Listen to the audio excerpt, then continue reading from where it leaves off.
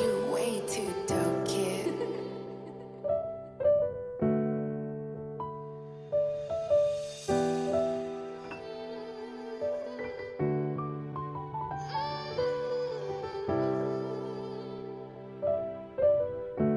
I've been living around this morning through rain. Hidden pain, hidden tears. Had to keep them locked away. I done shed so many tears. Heal my heart, save my soul. I bury my heart anew. Devil working on my soul, but I'm so blessed. Leave it up to God, so right now I just worry less. Yeah. Heal my heart, save my soul.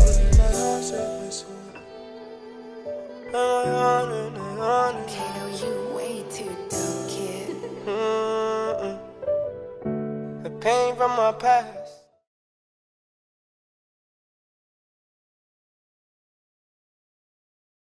Your name and where you're from? Victor Lacan, aka Rude Boy Psyche, REWDBWOIPSYCHE, but that's above the E. Yes, me. Yes, that's me. I am originally from Castries, St. Lucia. That's right. That's where I was born, in Victoria Hospital. St. Croix Virgin Islands will raise me. Majority of my life growing up, where I learned to speak and became the man that I am today, is St. Croix, USVI. Growing up, family was our main priority. Brought into a family where my mom was a teacher. Most of her life she was a teacher, till she, of course, now at this time retired. My father was a musician amongst many other things, a jack of all trades, if you want to see, many, many different things. But yes, mainly a musician, artist even, calypsonian. Were your family strict? Yeah, we had strict rules. But the strict rules is basically to, for righteous, to keep you on a righteous path. Tell me about your life-changing event. The home invasion. The morning of the incident, I woke up to a loud bang. Like I almost thought, like, wow, somebody crashed into the house or something. Like, what is crashes? That's my first thing. Before I even opened my eyes to see what's going on, what I heard was that loud bang, which turns out to be these men supposedly kicking in the door. How many men? 3 men, all armed, guns. In fact, one pointing straight at me the moment I opened my eyes in my hallway, where I quickly got up. Who else was in the property? My boy Gargamel. Do you think they knew about your whereabouts? Not mine personally. The first thing I did is get out of my bed. Open my eyes and get out of bed, facing a gun in my face. My first reaction at this time, like, hey, is everybody okay? I know I'm my place, but I know they ain't come for me to deal with me in no way. Is some other objective on their mind. So my objective is like, okay, at what point am I here and what I salvage or what my next move should be is my reaction. So that's why when I approach the dude and I show him that, hey, I don't have no weapon, my hands been out like this, and walk up to him and say, I need to check on my boy. Meaning Gargamel. Were you scared? I don't think I had time to be scared. My brain moved like 1,000,000 miles an hour. He makes sure my hands up so I can't move. He said, don't move. So I I just walk in to make sure I check on my youth that nothing happened to him. And we walk, my room was all the way in the back. So it had like a hallway to the next bedroom, which is where Gargamel room. So we walking up this hall now, this dude pointing his gun right in my face, and I watching him right in his face with a gun in my face, and like, yo, I checking for my boy. You know what I mean? And I walking at the same time, and I talking, and I say, yo, Gargamel. I call his name, and then I walk in his room. There's Gargamel bleeding on the bed. The guy gun butt in his head. That's how they wake Gargamel up. And I don't even know if today maybe that was the sound I hear. But at the time I walk into the room, yeah. And Gargamel now telling the dude like, yo, let me on my clothes, my pants or whatever, you know what I'm saying? And the dude, like, you know what I mean? Like, hey, like, yo, where the money? Where the money? So, Gargamel stand up, you know, and then dude talking up and saying, get on your knees. You know, and at that point now, you know, I'm hearing these words and I'm trying to have a conversation with Gargamel. And I notice Gargamel goes to the window and he closes the blinds. That's what Gargamel does. He closes the blinds. Why did you think he did that? I don't know. I mean, it's funny to me now because of what happened after, but I didn't know. And I don't know, maybe I never even bring it up to him, but I was thinking right now, I'm like, yo, that's the first thing I see he do when he got up. He got to the window, which his bed was by the window. So I guess they thinking nothing of it. I mean, it's a blind. There's nothing there. He's closing the blinds. I don't know. What were the other guys doing? The other guy had one pointed his gun right at Gargamel. One guy, a big guy, had his gun pointed down at me with, you know, like, yeah, on my head. Now, because first it was in my face, and then, like, I guess once we were in the room, now you doing that. And the third guy is with Black, and they're going through the house searching for shit. They're opening drawers in the kitchen and shit like that. Like, you know what I mean? That's the third guy. Remember, it's 3 guys. Thought they were going to come into a house with 2 guys. Now they see, okay, there's 3.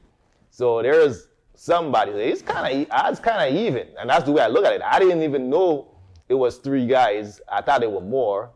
But when I looked, I saw that guy first, the one that was walking towards my room when I heard the slam and I got up.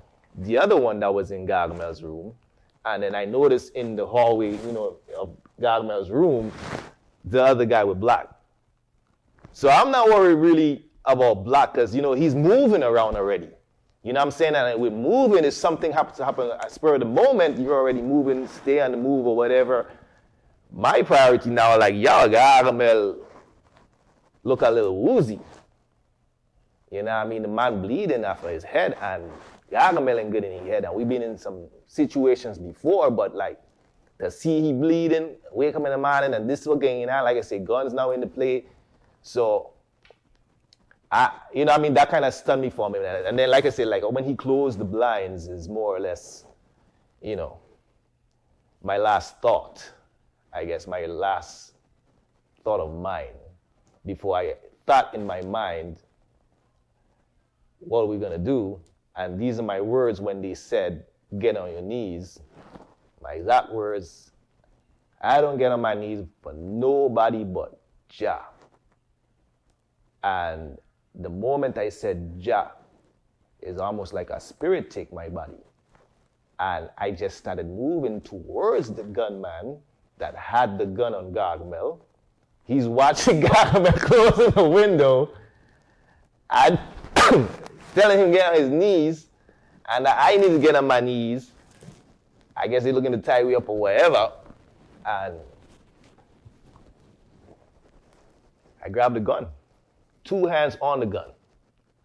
My first step, within seconds, I don't know how, like I said, from the moment I said Jah, within a millisecond or whatever, 2 hands on the gun, move the gun upwards, his hands up, I hold him in what they used to call that, Willie Nelson? 2 hands.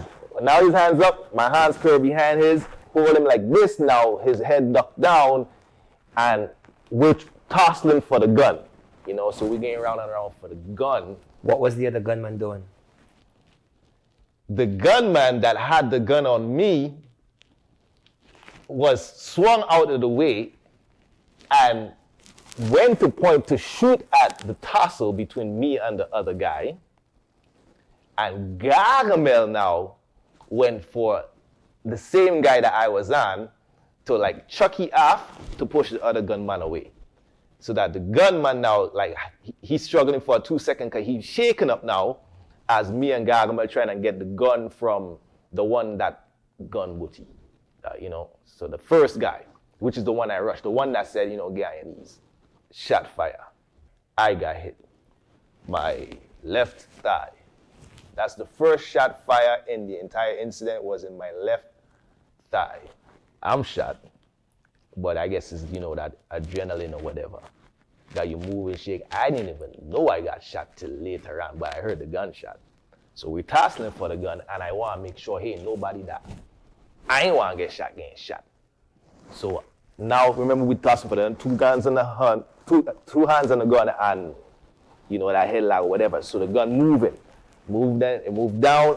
I had it up. He moved it down when Gargamel shoved the other dude out of the way to try to grab him and that tussle. And then, the way I grab the dude is like, he can't get to Gargamel, but Gargamel got to go through now that other dude to get to he see him. So in the middle of that is, like I said, a moving hand. He happened to move his hand down to where he so want to pull the trigger because his finger on the trigger already, but my hand's on his hands that's on the gun. So he pulling the trigger and he's shooting. And like I said, the first shot in my leg, I moved his hands and the next shot was in his chest. So he shoot basically himself pulling that trigger, if you understand what I'm saying. He's wheezing, weaker. Gargamel at this point is able to stamp him out and take the gun from him. In that whole split second there, right? Second shot, so 2 shot fire now, right? The guy that had originally, I guess, the first guy I saw. Now he has a gun pointed at him. That Gargamel just took. What does he do? Run. Third guy sees him running, and they take off. Leaving their one dude in the room with me and Gargamel. So yeah, he's trying to make it out of the door now.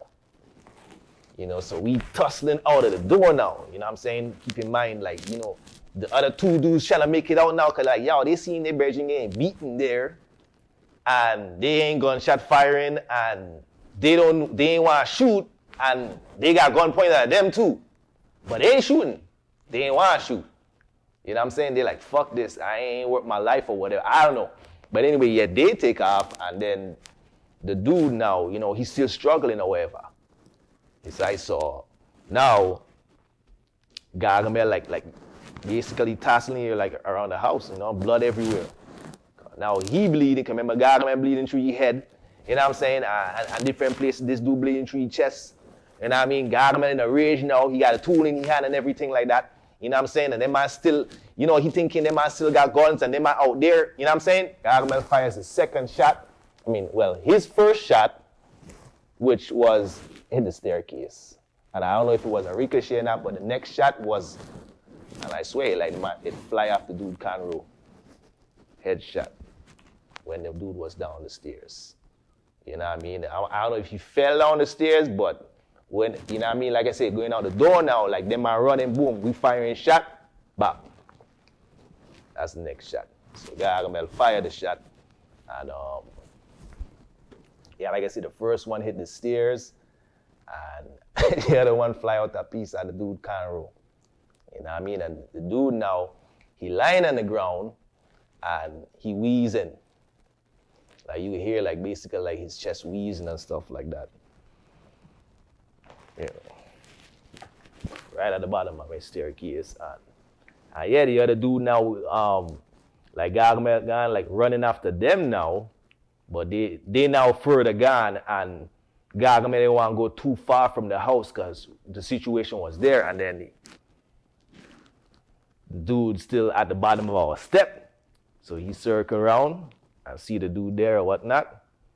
And then, before you know it, cops arrive on the scene.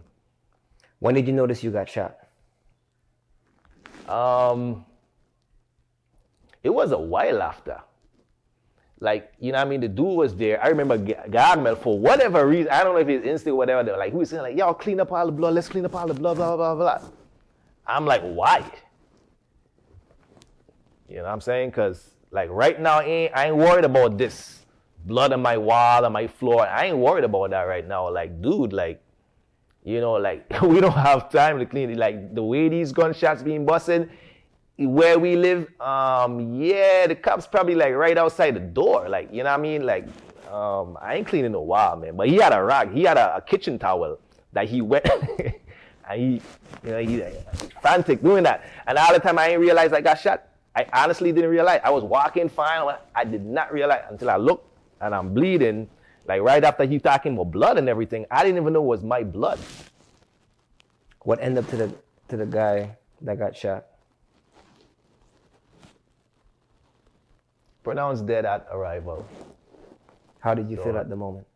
The hospital, well, like I said, I know he was wheezing. And when the wheezing stopped, it's like he just passed out. You know, so I know he was already bleeding. So police arrived. Within minutes, the ambulance arrived and took his body, you know, on the stretch and everything. And then took off. Then another ambulance came and they took, well, at that time the police took my clothes for evidence, I guess to check the blood splatter or whatever, and gave me this paper mache kind of outfit. You know what I mean? That I remember when I put that on, it was a cold morning to, but yeah, they took our clothes and they give us this paper thing, and I remember that even through the paper my leg was bleeding too, and yeah, they were asking me like, "Yo, am I okay?" and everything, and that's when I was like, "Yeah, it looks like I got shot." You know what I mean? So they took me to the ambulance, and I think they gave me liquid stitches and stuff, something like that. Yeah, they said that, hey, it's an open wound. We're gonna seal it up, blah, blah, whatever. I wasn't really listening. Like my mind was again, you know, in all these different places at the time. Like crazy morning. This is how I woke up. And I remember I had to go to work that day, I think. And I was like, man, I'm not going to make it on time. Did you feel sorry for the man that passed away? Yeah. Why? Nobody should lose their life like that in a struggle. You know, and I mean, you have to really be going through a struggle to risk your life or put your life at risk and to be doing things where you're just careless with your life. What is the most important thing you learned? I chose to fight. That's the lesson, you know. I mean, sometimes you can't get away from a situation. You can't back down the situation. You can't get out of it. You have no choice but to fight. And when you in that situation, you have to be prepared for it. You know, nothing was planned, but that's where instincts come in at times. You know, quick thinking, quick acting. Did you ever think about the situation ending differently? Yeah, plenty times I think like, hey, what if that shot had been like a few inches higher? You know, I mean, and I bled out and something else happened to my boy, and now because, you know what I'm saying, it could have played out so many different ways. And I mean, it's just like they took a risk. You know, we taking a risk fighting back as well. In closing, what would you have done differently? At the point that you're in my home with a gun pointed at me, I wouldn't have done anything different from the way I reacted that morning. The situation I was in, yeah, I don't think I would have done anything different. All right. Thanks for your time, man. All right. Fully up.